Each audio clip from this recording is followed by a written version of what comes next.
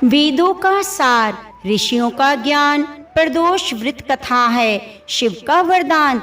जो भी श्रद्धा से इसका श्रवण करे उसे मिले जीवन के हर संकट और दुख से आराम। हर हर महादेव, जय भोलेनाथ। प्रिय भक्तगणों, भगवान शिव जी ने माँ पार्वती से कहा था, कलयुग में जब मनुष्य धर्म के आचरण से हटकर अधर्म के पथ पर जा रहा होगा, सब और अन्याय अनाचार का बोलबाला होगा, मानव अपने धर्म से विमुख होकर नीच कर्म में संलग्न होगा, उस समय प्रदोष व्रत एक ऐसा व्रत है जो मानव को शिव की कृपा का पात्र बनाएगा और नरक से निकालकर शिव धाम को ले जाएगा। प्रिय भक्तजनों, आज का दिन बड़ा ही पावन है क्योंकि आज सावन मास का प्रदोष व्रत है जो आज हम शिव पूजा के साथ साथ श्रवण करने जा रहे हैं। वह चमत्कारी कथा जो धन धान्य आरोग्य के साथ ही स्त्रियों को अखंड सौभाग्य मनचाहा वर प्राप्त कराती है। प्रिय भक्तगणों, यह कथा साधारण नहीं है, यह साक्षात भगवान शिव और माँ पार्वती की लीला है। अगर आपके जीवन में कोई कष्ट है तो सच्चे मन से आज की कथा को पूरा अवश्य सुनिएगा, आपकी हर मनोकामना अवश्य पूरी होगी। कथा शुरू करने से पहले आपसे निवेदन है, भगवान शिव जी को प्रसन्न करने के लिए वीडियो को एक लाइक करते हुए कमेंट बॉक्स में पूरे भक्ति भाव से हर हर महादेव जरूर लिखिए। हमारे पवित्र ग्रंथ स्कंद पुराण और शिव पुराण में स्पष्ट रूप से लिखा गया है कि किसी भी पवित्र कथा को बीच में छोड़कर चले जाने से उसका पुण्य अधूरा रह जाता है और पाप की श्रेणी में आता है। इसलिए आप सभी भक्तगण इस कथा को आरंभ से अंत तक पूर्ण भक्ति भाव से अवश्य सुनिएगा, जिससे आपकी सभी मनोकामनाएं पूरी हों और माँ गौरा पार्वती का आशीर्वाद सदैव बना रहे। प्रिय भक्तजनों, यह एक बहुत ही सुंदर कथा है। एक बहुत ही मनोरम गांव था। उस गांव की बाहर छोटा सा शिव मंदिर था जिसमें एक बहुत ही बूढ़े पुजारी रहा करते। एक दिन एक गरीब माँ अपनी नन्हे से बालक को मंदिर के द्वार पर छोड़कर चली गई। बहुत खोजने पर भी पुजारी जी को बालक के परिवार का कुछ पता नहीं चला। जब गांव का कोई भी व्यक्ति उस बालक का पालन पोषण करने को तैयार नहीं हुआ तो पुजारी जी ने भगवान शिव की इच्छा समझकर उसे अपने पास रख लिया। उसका नाम रखा गोपाल। गांव के श्रद्धालु भक्तों से जो कुछ प्राप्त होता उसी से भगवान शिव की पुजारी पूजा करता और बालक गोपाल का किसी तरह गुजारा चलता था। यदि किसी दिन कम भी पड़ जाता तो पुजारी जी बालक और भगवान को भोग लगाकर स्वयं गंगा जल पीकर रह जाते। धीरे धीरे गोपाल बड़ा होने लगा और वह पुजारी जी के कामों में हाथ बटाने लगा। वृद्ध पुजारी के थके हारे हाथों को कुछ आराम मिलने लगा, इसलिए उन्होंने गोपाल को मंदिर की सफाई, भगवान शिव की पूजा, उनको भोग लगाने और उनकी आरती करने की विधि अच्छी प्रकार समझा दी। भगवान शिव के नाम का जाप और कीर्तन करने में समय लगने लगा। एक दिन भगवान शिव के मंगलकारी नाम का ओम नमः शिवाय का ओम नमः शिवाय का शिव शिव का नाम जप करते हुए उनके प्राण छूट गए। अब बालक गोपाल का इस संसार में कोई ना था, सिर्फ भगवान शिव के सिवाय। उसने पुजारी जी की यह 3 बातें कभी ना भूली। भगवान भोलेनाथ शिव शंकर को ताजी गरम रसोई का भोग लगाना, भगवान को भोग लगाए बिना स्वयं कुछ मत खाना, भगवान शिव पर विश्वास रखना, कभी भी किसी चीज का संग्रह ना करना, बासी भोजन तक का भी नहीं। यदि कोई भक्त पहले से भोजन या मिठाई मंदिर में दे जाता तो बालक गोपाल उसे गरीबों में बांट देता। वह ताजी रसोई बनाकर ही भगवान को भोग लगाता, उसके बाद ही स्वयं प्रसाद ग्रहण करता। यदि बचता तो उसे बांट देता। यदि कोई रसोई बनाने को सामग्री नहीं होती तो गोपाल भोले बाबा को गंगा जल पिलाकर ही रह जाता। एक बार बरसात का मौसम आया। 3-4 दिन मूसलाधार बारिश हुई। मंदिर में एक भी भक्त नहीं आया। गोपाल अपने भोले बाबा को गंगा जल का ही भोग लगाता रहा और बेचारा अपने खुद भी गंगा जल पीकर रह जाता। अब देखिए, भगवान भोलेनाथ बालक की भक्ति और सहनशीलता की परीक्षा भी ले रहे थे, किंतु आखिर में अपने भक्त बालक को भूख से तड़पता देखकर उनसे रहा नहीं गया और माता पार्वती तो है ही ममतामयी। वे सेठ के नौकर का रूप धारण करके हाथ में भोजन सामग्री की बहुत सारी पोटली लेकर वर्षा में भीगते हुए मंदिर के द्वार पर जा पहुँचे। उन्होंने आवाज लगाकर गोपाल को बुलाया और हाथ में पोटली देते हुए बोले, सेठ जी ने कच्चा सामान भेजा है, इसे रसोई बनाओ, भोग लगाओ और स्वयं भी प्रसाद पाओ। मैं कल फिर आऊंगा। गोपाल ने आशीर्वाद देकर विदा किया और सूखी गीली लकड़ियों से धुएं में गरम रसोई बनाकर भोले बाबा को भोजन कराया। और पूरे बरसात के मौसम में भोले बाबा नौकर के वेश में गोपाल के घर आते और सीधा देकर चले जाते, स्वयं भी गरम गरम रसोई का भोग पाते। एक दिन गोपाल ने सोचा, सेठ जी को सीधा भेजते हुए 4 महीने हो गए, किंतु वे स्वयं कभी भी मंदिर न आए, कभी भी भोले बाबा का प्रसाद ग्रहण नहीं किया। अगले दिन जब भोले बाबा नौकर के वेश में पोटली लेकर आए तो भोला भगत गोपाल बोला, भाई तुम्हारे इतने धर्मात्मा सेठ जी कभी मंदिर में प्रसाद लेने नहीं आते, इस कारण मेरा हृदय अत्यंत दुखी हो रहा है। अपने सेठ जी से कहना कल वे मंदिर में प्रसाद ग्रहण करने के लिए अवश्य आए। यह सुनकर नौकर बने भगवान शिव चौंक कर घबरा गए, बोले, अरे अरे पुजारी जी, सेठ जी तो मेरे द्वारा आपको सीधा भेजते हैं, न आपको राशन तो भेजते हैं। आप इससे पकवान बनाएं, भोले बाबा को भोग लगाएं, स्वयं प्रसाद खाएं। फिर सेठ जी को बीच में बुलाने की क्या जरूरत पड़ गई? जैसा चल रहा है चलने दीजिए। ना गोपाल बोला, ऐसा कैसे चलने दूं? आपके धर्मात्मा सेठ तो इतने दिनों से भोले बाबा का प्रसाद बनाने के लिए इतना सारा राशन भेजते हैं, क्या मैं उन्हें भगवान का प्रसाद देने का अपना कर्तव्य पूरा नहीं करूं? मैं किसी का उद्धार खाने वाला नहीं। अपने सेठ जी से कह देना, यदि कल भोले बाबा का प्रसाद ग्रहण करने वे नहीं पधारे तो मैं उनका सीधा लेना बंद कर दूंगा, मैं उनसे कोई सामग्री नहीं लूंगा। नौकर बने भोले बाबा तो अपने भोले भगत की अकड़ देखकर कांप उठे और सोचकर मन ही मन हंस रहे थे, अरे वाह, आज तो लेने वाला ही देने वाले पर भारी पड़ गया। लेकिन सरल हृदय भक्त के मनोभाव पर वे रीझ गए। बोले, ठीक है पंडित जी, कल सेठ जी मंदिर में प्रसाद ग्रहण करने अवश्य आएंगे। प्रिय भक्तों, अब देखिए, दूसरे दिन बड़े ही सवेरे भोले बाबा नौकर के घर दूध और बहुत सारी सामग्री लेकर मंदिर पहुंच गए। गोपाल चौंकते हुए बोला, भाई आज इतना सारा सीधा किस लिए? नौकर बने भोले बाबा बोले, पुजारी जी भूल गए, आज अपने सेठ जी को प्रसाद के लिए बुलाया है, इसलिए आप बड़े ही मन से स्वादिष्ट रसोई बनाइए, भोले बाबा को भोग लगाइए। हाँ, यह तो बता दीजिए सेठ जी किस समय आए? गोपाल प्रसन्न होकर उन्हें सेठ जी के आने का समय बता देता है। अब भोला भगत की इच्छा पूर्ण करने के लिए भोले बाबा कैलाश पर सेठ जी का रूप धारण करने लगे। उधर अपने स्वामी को प्यारे भगत के यहाँ खाने पर जाने का समाचार सुनकर ममतामयी अन्नपूर्णा माँ पार्वती भी भला कैसे पीछे रह सकती थी? वे भी पति की आज्ञा लेकर सेठानी का रूप धारण करने में जुट गई। भोले बाबा ने अपने गले में मुंडों की माला उतार दी, शरीर पर लगी भस्म, कमर पर पहना हुआ बागंबर, बाहों और कानों में पहने सर्पों का हार भी उतार दिया।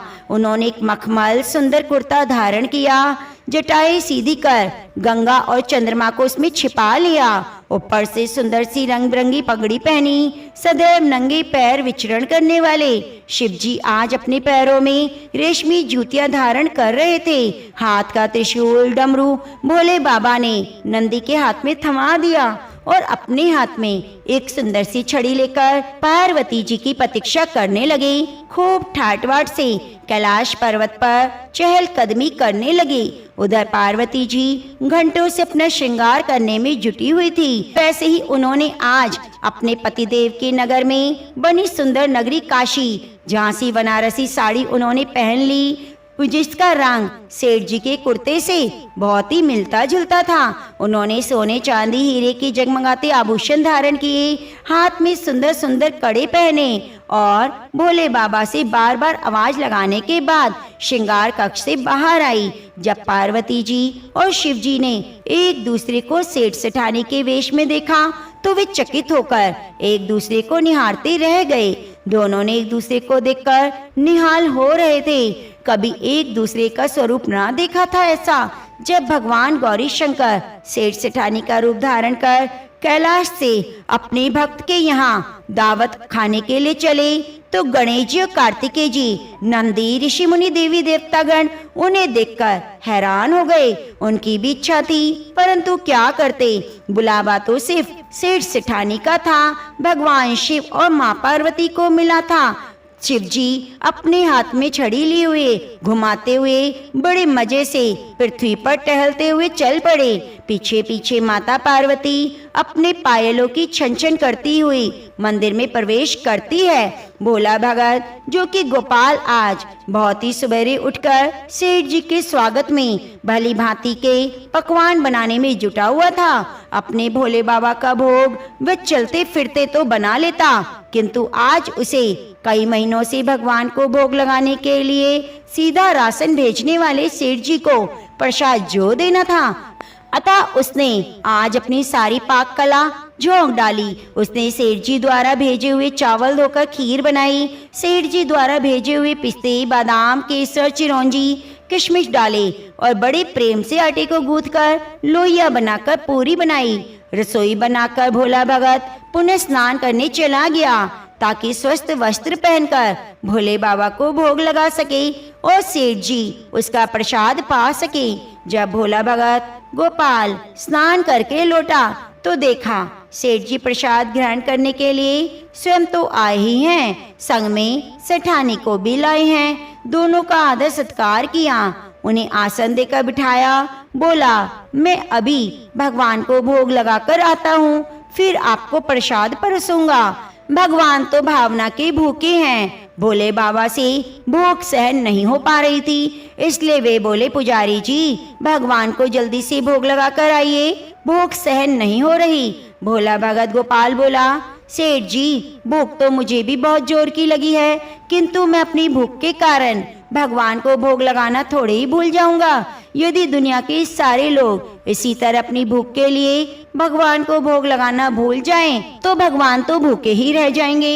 सेठ जी बने भोले बाबा। महादेव बोले, अच्छा ठीक है पुजारी जी, एक पत्तल उठा, इधर मैं पत्तल परोसता हूँ, मुझे भूख तो सहन नहीं हो पा रही और भगवान भोलेनाथ को भोग लगाकर आइए। गोपाल सेठ जी बने भोले बाबा को डांटते हुए बोला, सेठ जी भगवान के काम में ना तो जल्दबाजी चलती है न कंजूसी। मैं जब तक भगवान को भोग नहीं लगा लेता आप रसोई के पास भी नहीं जाना, चुपचाप इधर बैठ जाइए और भगवान के नाम का स्मरण कीजिए। मैं अभी आता हूँ, आपको भरपेट भोजन कराता हूँ। सेठ बने शिव जी डांट खाकर चुपचाप अपने आसन पर जा बैठे।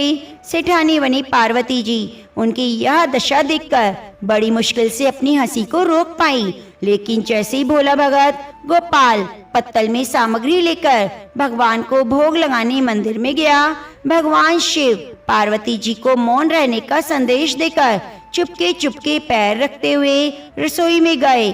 उन्होंने एक एक व्यंजन उठाकर चखना शुरू कर दिया। भोले बाबा तो प्रसाद को चखते ही चौंक गए। खीर में चीनी की जगह नमक भरा हुआ था, सब्जियों में चीनी भरी हुई थी। जैसे ही भोले बाबा ने रोटी का एक ग्रास तोड़कर मुंह में रखा, शीशी करने लगे क्योंकि रोटी में तो मिर्ची मिर्ची भरी हुई थी। उल्टे पांव भागे, आसन पर जा बैठे। माँ पार्वती अपने स्वामी की हालत देखकर खिलखिलाकर हंस पड़ी। इससे पहले कि भगवान शिव माँ पार्वती के सामने कुछ सफाई देते, गोपाल ओम नमः शिवाय का जप करते हुए आ पहुंचा। उसने भोजन को रसोई में से निकालकर गंगा जल छिड़ककर प्रसाद मिलाकर पवित्र बना डाला और फिर सेठ जी के सामने पत्तल परोस का हाथ जोड़कर बोला, सेठ जी अब आप जी भर का प्रसाद पाइए। प्रिय भक्तों, भगवान शिव को तो अभी अभी भक्त की भक्ति से भी जोरदार हाथ की बनी हुई रसोई चख चुके थे, अतः उसे खाने की बात सुनकर उनके पसीने छूट गए। कभी वे गोपाल का मुंह देखें, कभी माँ पार्वती को देखें। गोपाल को सेठ जी की ढील बर्दाश्त नहीं हुई। बोला, सेठ जी अब आपको क्या हो गया? अभी तो इतने उतावले हो रहे थे कि आपको भूख सहन नहीं हो रही थी। अगर आप भोजन ग्रहण करेंगे तभी तो माता जी भी प्रसाद ग्रहण करेंगी और फिर मैं पाऊंगा। गोपाल की ललकार सुनकर भोले बाबा चुपचाप खीर का कुल्हड़ उठाया और सारी नमकीन खीर गटागट पी गए। कुल्हड़ खाली होने की देर थी। वह भोला भगत गोपाल ने उसे झट से भर दिया। अपने प्रिय भक्त के हाथों से परोसे हुए भोग में भगवान को आज 2 गुना स्वाद लगने लगा।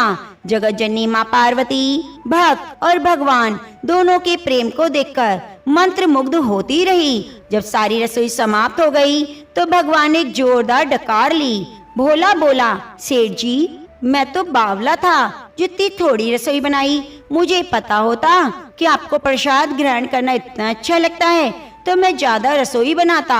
भगवान शिव अपने पेट पर हाथ फेरते हुए सेठानी बनी पार्वती जी की ओर मुस्कुराते हुए बोले, पुजारी जी मैं इतना रोज कहाँ खाता हूँ, किंतु आज प्रसाद इतना स्वादिष्ट बना कि अपने पर वश नहीं कर पाया और खाता ही चला गया। लेकिन तभी गोपाल बोला, सेठ जी अब तो आपने ठीक नहीं किया, माता जी तो भूखी रह गई, ये क्या खाएंगी? ममतामयी पार्वती जी ने गोपाल को देखकर उन्होंने बची हुई खीर की 4 बूंदे अपने कंठ में डाल ली। भोले बाबा द्वारा भोग लगाने के बाद प्रसाद में अलौकिक तेज और स्वाद भर गया था। ऐसी सुगंध मीठी खीर चखकर जगत जननी माँ तृप्त हो गई। तृप्त होते ही सृष्टि का प्रत्येक प्राणी तृप्त हो गया। भोला भगत गोपाल बोला, सेठ जी आपने और माता जी ने प्रसाद तो ग्रहण कर लिया, इससे मुझे बहुत संतोष हुआ। समझ लीजिए आप द्वारा प्रसाद ग्रहण करने से मेरा पेट भर गया। मेरी तो वैसे ही महीने में 4 एकादशी हो जाती हैं, किंतु मैं भी एक दाना तो ले ही लेता हूँ जिससे भगवान के प्रसाद का अनादर ना हो। यह कहकर जैसे ही गोपाल ने खीर के पात्र में लगा चावल का एक दाना उठाकर कंठ में डाला, उसकी जन्म जन्मांतर की भूख प्यास मिट गई, समस्त वासनाओं की तृप्ति हो गई, उसके ज्ञान के नेत्र खुल गए। उसने देखा सामने त्रिलोकीनाथ भगवान शंकर जगत जननी माँ पार्वती आशीर्वाद मुद्रा में मुस्कुराते हुए खड़े हैं। गोपाल दौड़कर उनके चरणों में लेट गया और भक्ति पूर्वक अश्रुधारा बहाता चला गया। तो प्रेम से बोलिए हर हर महादेव। इस व्रत कथा को सुनने मात्र से भक्तों की सभी मनोकामनाएं पूरी हो जाती हैं। तो आइए भक्तगणों भगवान भोलेनाथ के चरणों का ध्यान करते हुए कथा का रसपान करते हैं। आपसे निवेदन है कि आप कथा को सुनते हुए वीडियो को लाइक करके कमेंट बॉक्स में हर हर महादेव जरूर लिखिएगा। प्राचीन काल में मित्रसह नाम के एक राजा हुए जो महान प्रतापी दानवीर और भगवान में सच्ची भक्ति रखने वाले थे। एक बार किसी कारणवश वे श्राप से ग्रसित हो घोड़े पर सवार होकर वन में भटक रहे थे। वहीं उनकी भेंट गौतम ऋषि से हुई। राजा ने उन्हें प्रणाम करके अपनी श्राप मुक्ति का उपाय पूछा। तब गौतम ऋषि ने कहा, हे राजन, आज मैंने भाग्यवश चमत्कारी दृश्य देखा, उसे सुनो, इसे सुनकर तुम्हारे दुख दूर हो जाएंगे। गौतम ऋषि ने कहा, राजन, गोकर्ण से आते समय एक स्थान पर दोपहर के समय मुझे एक स्वच्छ सरोवर दिखाई दिया। वहां जल पीकर मैंने रास्ते की थकान दूर की और घनी एक शीतल छाया वाले बरगद के नीचे विश्राम किया। उसी समय थोड़ी ही दूरी पर मैंने एक अंधी बूढ़ी और दुबली पतली चंडालिका देखी। उसका मुख सूख रहा था, उसने कुछ भी भोजन नहीं किया। वह अनेक प्रकार के रोगों से पीड़ित थी। उसके सब अंगों में कोढ़ का घाव हो गया था तथा उसमें बहुत से कीड़े पड़ गए थे। उसकी कमर में पीप और रक्त से सना हुआ एक फटा पुराना वस्त्र लिपटा हुआ था। उसे उस दशा में देखकर मुझे दया आई। उसकी मृत्यु काल की प्रतीक्षा करता हुआ मैं क्षण भर वहीं बैठा रहा। इतने में ही भगवान शंकर के पार्षदों द्वारा लाया जाता हुआ एक विमान दिखा जो अपनी किरणों से आकाश मार्ग को आलोकित कर रहा था। तब मैंने शीघ्र ही समीप जाकर आकाश में खड़े हुए उन शिवगणों से पूछा, आप लोगों को नमस्कार है। मैंने आप लोगों को पहचान लिया। आप सभी महादेव जी के चरणों के सेवक हैं। कृपया मुझे बतलाइए, आप यहाँ किस लिए पधारे हैं? शिव जी के दूत बोले, हे मुनि, ये जो सामने बूढ़ी चंडालिका मर रही है, इसको ले जाने के लिए भगवान शिव ने हमें आदेश दिया है। यह सुनकर मैंने पूछा, ओहो, ये पापात्मा घोर चंडाली इस दिव्य विमान पर बैठने की अधिकारिणी कैसे हो सकती है? यह तो जन्म से लेकर जीवन भर अपवित्रता में डूबी रही, पाप मग्न, पाप का अनुगमन करने वाली इस दुराचारणी को आप लोग शिवलोक क्यों ले जाना चाहते हैं? इसने कभी शिव जी का पंचाक्षर मंत्र नहीं जपा, शिव जी का पूजन नहीं किया, कभी शिव जी का ध्यान नहीं किया। सत्संग से सदा दूर रहने वाली इस अत्यंत क्रोधी स्वभाव वाली स्त्री को आप लोग भगवान शिव के लोक में कैसे ले जाना चाहते हैं? अहो, ईश्वर की लीला रहस्य देहधारियों के समझ में आना कठिन है, जिसमें पाप आत्मा प्राणी भी दया करके परम पद में पहुंचाए जाते हैं। मेरा ऐसे कहने पर देवादिदेव भगवान शिव के दूत इस प्रकार बोले, हे महामुनि, ये कर्मों के परिपाक से प्राप्त होने वाली गति देखो, जो एक नीच से नीच नारी भी आज रोग शोक से रहित परम धाम पर आरूढ़ हो रही है। इसने पूर्व जन्म में अन्न दान नहीं किया, अतः भूख प्यास आदि कलुषों से यह पीड़ित हो रही है। इसने जो मदिरा के नशे में अंधी होकर बड़ा भयंकर पाप कर डाला था, उसी के फल से यह अंधी हुई। पूर्व जन्म में इसने जानबूझकर गाय के बछड़े को खाया था, इसलिए इस जन्म में यह अतिशय निंदनीय चंडालिनी हुई। इसने सदा मार्ग का मार्ग त्याग कर पूर्व जन्म में व्यभिचार के मार्ग को अपनाया। इस अकथनीय पाप से इस जन्म में ये दुराचारणी और दुर्भाग्यवती हुई। विधवा होकर भी इसने दूसरे के पति का आलिंगन किया। इसी महान पाप के कारण इसके शरीर में कोढ़ से घाव हो गए। इसने काम वेदना से व्याकुल होकर स्वेच्छा अनुसार शूद्र से रमण किया। उस पाप के कारण इसे महारक्त पीव और कीड़ों से पीड़ित होना पड़ा है। इसने कभी उत्तम व्रत का पालन नहीं किया, कुआं आदि खुदवाने, बगीचे लगवाने का काम नहीं किया। उसी पाप से यह सब प्रकार के भोग साधनों से रहित होकर दुख पा रही है। पूर्व जन्म में इस मूढ़ स्त्री ने मदिरा पान किया, उसी पाप से यह महायक्ष की पीड़ा और हृदय शूल से तड़प रही है। मुनि श्रेष्ठ, यहाँ जो बहुत से रोगों द्वारा पीड़ित, पुत्र और धन से हीन है, जो दुष्ट लक्षणों, कलेश पाने वाले और लाज छोड़कर भीख मांगने वाले हैं, वस्त्र, अन्न, पान, शैया, भूषण और आदि से वंचित, कुरूप, विद्याहीन, विकलांग, लूले, लंगड़े आदि कुत्सित भोजन करने वाले, दुर्भाग्यवान, निंदनीय और दूसरों के सेवक हैं, यह सभी पूर्व जन्म में बड़े भारी पापी रहे हैं। इस प्रकार यत्न पूर्वक विचार करके और संसार के मनुष्यों की दशा देखकर विद्वान पुरुष कभी पाप नहीं करता। यदि करे तो वह आत्मघाती है। जीव का यह मनुष्य शरीर अनेक प्रकार के सत्कर्मों का एकमात्र साधन है। इसके द्वारा सदा शुभ कर्मों का ही सेवन करें, पाप कर्मों का सर्वथा सदा त्याग करें। सुख की इच्छा रखने वालों को पुण्य करना चाहिए। मनुष्य का शरीर अत्यंत दुर्लभ है, उसे पाकर जो भी कोई अपना हित चाहने वाला मनुष्य एकमात्र भगवान शिव की शरण लेता है, एक चित होकर उन्हीं का ध्यान करता है, वह समस्त पापों से तर जाता है। पहले इस दुराचारिणी स्त्री के मुख से असावधानी में ही शिव जी का नाम उच्चारित हुआ। गोकर्ण तीर्थ में प्रदोष व्रत वाले दिन उपवास करके रात में इसने जागरण किया, शिव जी के मस्तक पर बिल्व पत्र चढ़ाया। उसी का जो उत्तम फल है आज भोगने जा रही है। यह सब तुम अपनी आंखों से देखो। गौतम ऋषि कहते हैं, हे राजन, इस प्रकार उस स्त्री को चंडाल योनि से मुक्त कराया और तत्पश्चात शिव जी के दूतों ने प्रसन्न होकर उसे विमान पर बिठाया। वह परम धाम को रूप लावण्य से सुशोभित दिव्य वस्त्र धारण करने वाली हो गई। उसकी देह से सब और दिव्य सुगंधी दिव्य प्रकाश फैल रहा था। वह विमान पर बैठी हुई शिव जी के चरणाविंदों का स्मरण कर रही थी। उसे वो पार्षद भगवान शिव के समीप ले गए। उस समय वह सब लोकपाल आश्चर्यचकित होकर देख रहे थे। हे राजन, गिरिजापति भगवान शिव शंकर के प्रति लेश मात्र भक्ति का यह अत्यंत आश्चर्यजनक प्रदोष व्रत का महात्म्य मैंने तुमसे बताया, जो समस्त पाप राशि का विनाश करने वाला है। हे राजेंद्र, इसी प्रकार तुम भी गोकर्ण क्षेत्र में भगवान शंकर के स्थान पर जाकर उनके दर्शन से समस्त पाप राशि का निवारण करो और भगवान के प्रति कृतकृत्य हो जाओ। वहाँ स्नान करके प्रदोष वाले दिन शिव जी के प्रदोष काल में पूजा करो। उपवास करके रात्रि में जागरण और बिल्व पत्र द्वारा पूजन करो। इससे तुम सब पापों से मुक्त होकर शिवलोक को प्राप्त होगे। ऐसा कहकर मुनि गौतम प्रसन्न पूर्वक मिथिलापुरी को चले गए और राजा मित्रशाह गोकर्ण क्षेत्र में आए। वहां महाबल नाम से प्रसिद्ध महादेव जी का दर्शन और पूजन करके सभी पाप राशि धुल गई।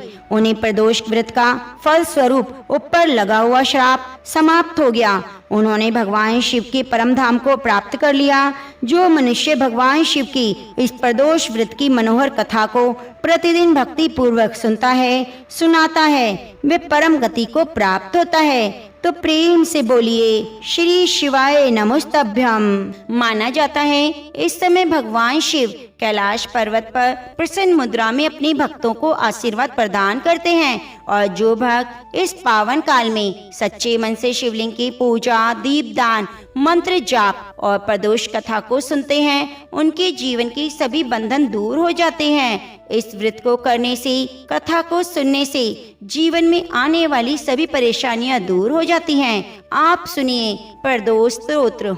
भगवान शिव के चरणों में ध्यान करते हुए कथा को सुनाने से पहले आपको सुनाती हूँ प्रदोष स्तोत्र का हिंदी में अनुवाद।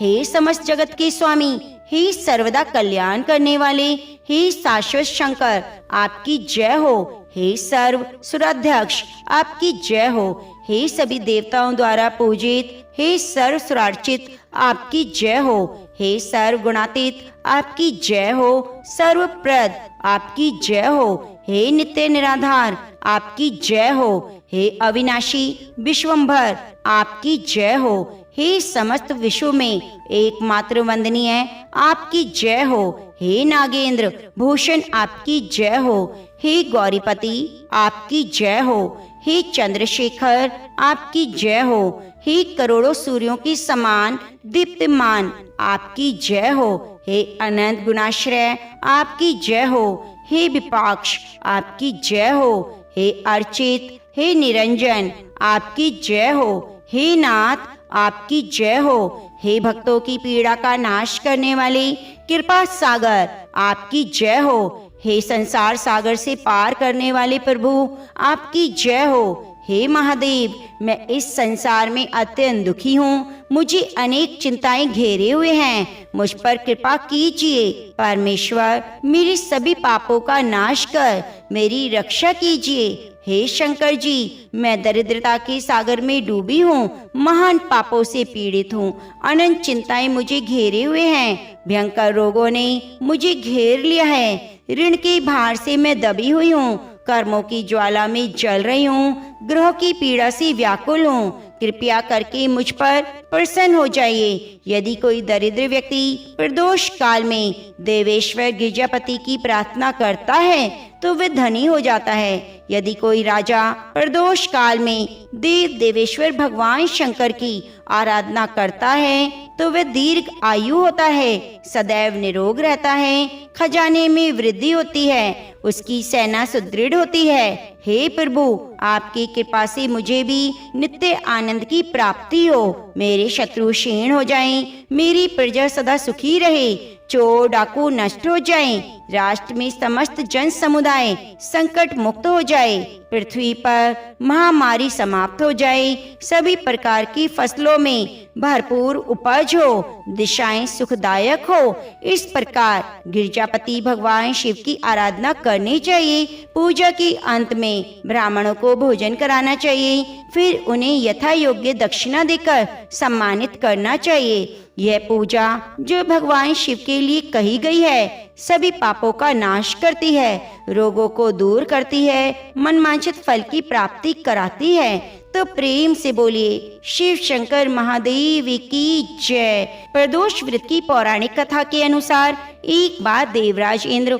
और वृत्तासुर की सेना में भीषण युद्ध हो गया। देवताओं ने दैत्य सेना को पराजित कर नष्ट भ्रष्ट कर डाला। यह देखकर वृत्तासुर अत्यंत क्रोधित होकर स्वयं युद्ध करने को तत्पर हुआ।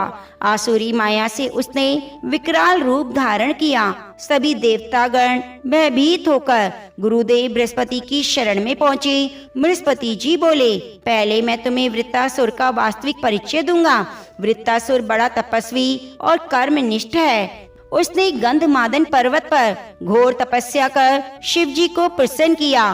पूर्व समय में वह चित्ररथ नाम का एक राजा था। एक बार वह अपने विमान से कैलाश पर्वत पर चला गया। वहाँ शिव जी के बाम अंग में माता पार्वती को विराजमान देखकर वह उपहास उड़ाता हुआ बोला, हे प्रभु, मोह माया में फंसे होने के कारण हम तो स्त्रियों के वशीभूत रहते हैं, किंतु देवलोक में ऐसा कभी दिखाई नहीं दिया कि कोई स्त्री आलिंगन बद्ध होकर सभा में बैठे। चित्ररथ के यह वचन सुनकर सर्वव्यापी भगवान शिव हंसकर बोले, हे राजन, मेरा यह व्यवहारिक दृष्टिकोण अलग है। मैंने मृत्युदाता कालकूट महाविष का पान किया है, फिर भी तुम साधारण जन की तरह मेरा उपहास उड़ा रहे हो। इतना कहने के बाद भी भगवान शिव मौन हो गए और मुस्कुराते रहे, किंतु देवी पार्वती को क्रोध आया। वह क्रोधित होकर चित्ररथ से बोली, अरे दुष्ट, तूने सर्वव्यापी महेश्वर के साथ भी मेरा उपहास उड़ाया है, इसलिए मैं तुझे वह शिक्षा दूंगी कि तू फिर ऐसे संतों का उपहास नहीं करेगा। अब तू दैत्य स्वरूप धारण कर विमान से नीचे गिर। मैं तुझे श्राप देती हूँ। देवी पार्वती के इस श्राप से चित्ररथ राक्षस योनि को प्राप्त हो गया और त्वष्टा नामक ऋषि के श्रेष्ठ तप से उत्पन्न होकर फिर वृत्तासुर बना। देवता गणों को आगे बताते हुए गुरुदेव बृहस्पति जी बोले, हे देवता गणों, वृत्तासुर बाल्यकाल से ही शिव भक्त रहा, इसलिए हे इंद्र, तुम प्रदोष व्रत कर भगवान शंकर को प्रसन्न करो। तब देवराज ने गुरुदेव की आज्ञा पालन कर प्रदोष व्रत किया। इस व्रत के प्रभाव से देवराज इंद्र ने शीघ्र ही वृत्तासुर पर विजय प्राप्त की। फिर देवलोक में पहले की तरह शांति छा गई। इसलिए प्रदोष व्रत हर शिव भक्त को अपने जीवन में अवश्य ही करना चाहिए। यह व्रत भगवान शिव की कृपा दिलाने वाला है। प्रदोष व्रत रखने वाले भक्तों को, प्रदोष व्रत करने वाले भक्तों को 100 गाय दान करने का फल प्राप्त होता है और सभी पापों से मुक्ति मिल जाती है। जो भक्त किसी कारण से उपवास ना रख पाए तो प्रदोष काल के समय में भगवान शिव की पूजा जरूर करनी चाहिए और कथा को पढ़ना या सुनना चाहिए। ऐसा करने से मनोकामनाओं की पूर्ति होती है। तो प्रेम से बोलिए शिव शंकर महादेव की जय।